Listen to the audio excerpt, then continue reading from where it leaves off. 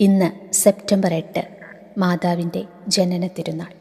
ചരിത്രം കഥ പറയുന്ന വേളാങ്കണ്ണിയിലേക്ക് നമുക്കൊരു യാത്ര നടത്താം. കടലും പുഴയും സംഗമിക്കുന്ന ഭൂമിയിൽ പട്ടുസാരിയുടുത്ത് ഉണ്ണിയേശുവിനെ കൈകളിലേന്തിയുള്ള മാതാവിൻ്റെ തിരുരൂപം. പ്രാർത്ഥനയും കണ്ണീരും അർപ്പിച്ച് നാനാജാതിയിൽപ്പെട്ട വിശ്വാസികൾ എത്തിച്ചേരുന്ന ദേവാലയം. തമിഴ്നാട്ടിലെ നാഗപട്ടണത്ത് സ്ഥിതി ചെയ്യുന്ന വേളാങ്കണ്ണി മാതാവ്. മുട്ടിലിഴഞ്ഞും തലമുണ്ഡനം ചെയ്തും അമ്മത്തൊട്ടിൽ കെട്ടിയും ആമപ്പൂട്ട് പൂട്ടിയും വിശ്വാസികൾ തങ്ങളുടെ പ്രാർത്ഥനയുമായി എത്തുന്ന വേളാങ്കണ്ണി മാതാവിൻ്റെ പ്രധാന തിരുനാളിൻ്റെ സമയമാണിത്. ഓഗസ്റ്റ് 29 മുതൽ സെപ്റ്റംബർ 8 വരെയാണ് ഇവിടുത്തെ തിരുനാൾ. വിശ്വാസികൾ ധാരാളം എത്തുന്ന ഈ ദിവസങ്ങളിൽ വേളാങ്കണ്ണിയിൽ തിരക്കും ഏറെയാണ്. ചെന്നൈ നഗരത്തോട് 250 കിലോമീറ്റർ ദൂരം മാറിയുള്ള തമിഴ്നാട്ടിലെ ഒരു തീരപ്രദേശമാണ് വേളാങ്കണ്ണി. കുറച്ച് നിവാസികളാണ് അവിടെയുള്ളത്. എല്ലാ വർഷവും നിരവധി തീർത്ഥാടകർ രാജ്യത്തിൻ്റെ അകത്തുനിന്നും പുറത്തുനിന്നും കിഴക്കിൻ്റെ ലൂർദ് എന്നറിയപ്പെടുന്ന പരിശുദ്ധ കന്യകാമാതാവിൻ്റെ ബസിലിക്കയിൽ പ്രാർത്ഥനാ മംഗളങ്ങൾ അർപ്പിക്കാൻ കടന്നു വരാറുണ്ട്. വേളാങ്കണ്ണിയിൽ മാതാവിൻ്റെ ആദ്യ അത്ഭുതം നടക്കുന്നത് 16-ാം നൂറ്റാണ്ടിലാണ്.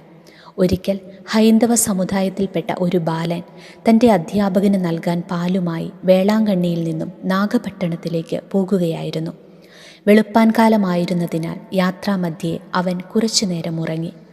പ്രശോഭിതയായ ഒരു സ്ത്രീ ഒരു കുഞ്ഞിനെയും കയ്യിൽ പിടിച്ചുകൊണ്ട് മുന്നിൽ നിൽക്കുന്നത് കണ്ട ബാലൻ ഉറക്കത്തിൽ നിന്ന് എഴുന്നേറ്റ് കണ്ണുകൾ തിരുമ്മി.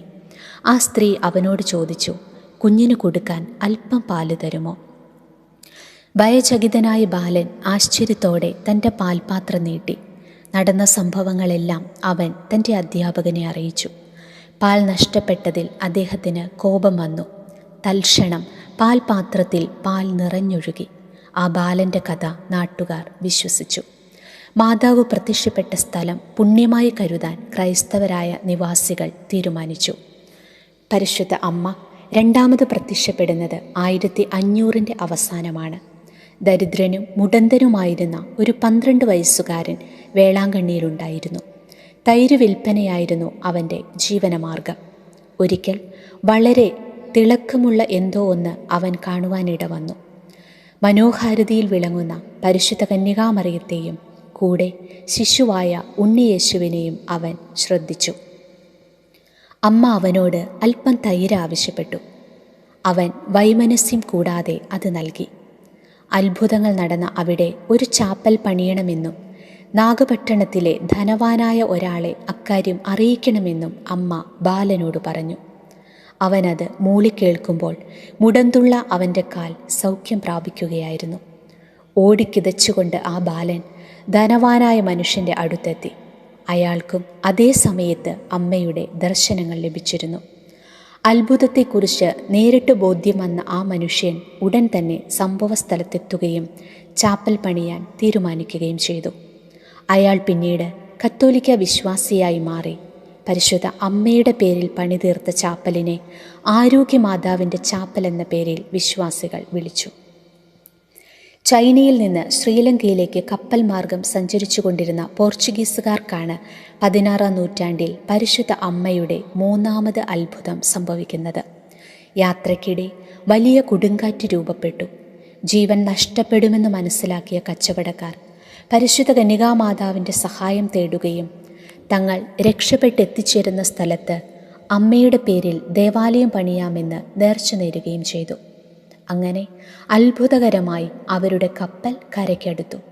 അവർ എത്തിച്ചേർന്ന വേളാങ്കണ്ണിയിൽ പഴയ ഒരു ചാപ്പൽ മാത്രമേ ഉണ്ടായിരുന്നുള്ളൂ. ഉടൻ തന്നെ കച്ചവടക്കാർ അവിടം പള്ളി പണിയുവാനുള്ള കല്ലിട്ടുവെന്ന് ചരിത്രം പറയുന്നു. 1962 നവംബർ 3-ാം തീയതി വിശുദ്ധ ജോൺ പോൾ രണ്ടാമൻ മാർപ്പാപ്പ വേളാങ്കണ്ണിയിലെ ആരോഗ്യമാതാവിൻ്റെ ദേവാലയം ബസിലിക്കയായി ഉയർത്തി. മാതാവിൻ്റെ ഈ ജനന തിരുനാൾ ദിവസം നമുക്ക് വേളാങ്കണ്ണിയിലെ ആരോഗ്യനാഥയോട് മാധ്യസ്ഥ്യം യാചിച്ചു പ്രാർത്ഥിക്കാം. വേളാങ്കണ്ണിയിലെ പുണ്യതീർത്ഥത്തിൽ അലിവിൻ്റെ കാരുണ്യപീഠത്തിൽ വാണരുളുന്ന എൻ്റെ രാജ്ഞി മറിയമേ, ആരോഗ്യനാഥേ, എൻ്റെ എല്ലാ ശാരീരിക രോഗങ്ങളിലും ആത്മീയ വ്യാധികളിലും നീ എൻ്റെ അഭയവും ശരണവുമാകണമേ. എണ്ണമറ്റ രോഗികൾ നീ വഴി സുഖപ്രാപ്തരാകുന്നുവല്ലോ.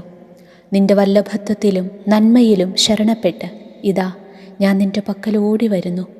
എൻ്റെ വ്യാധികൾ മാറുവാനും നിനക്കും നിൻ്റെ തിരുക്കുമാരനും ഉപരിസേവനം അനുഷ്ഠിക്കുവാൻ കഴിയത്തക്ക വിധം എൻ്റെ ആത്മശാരീരിക രോഗങ്ങൾ മാറ്റുവാനും നിന്നോട് ഞാൻ കേണപേക്ഷിക്കുന്നു. എല്ലാ സമയവും നീ രോഗികൾക്ക് അഭയവും ആശ്വാസവുമായിരുന്നുവല്ലോ. ആത്മരക്ഷയ്ക്ക് ഉപകരിച്ചിരുന്നപ്പോഴെല്ലാം നീ അവർക്ക് ആരോഗ്യം പ്രദാനം ചെയ്യുന്നു. നന്മരണത്തിന് നീ അവരെ സഹായിക്കുന്നു. ഏറ്റവും സ്നേഹാർഹമായ മാതാവേ, ആകിയാൽ എന്നെ നീ സഹായിക്കുക.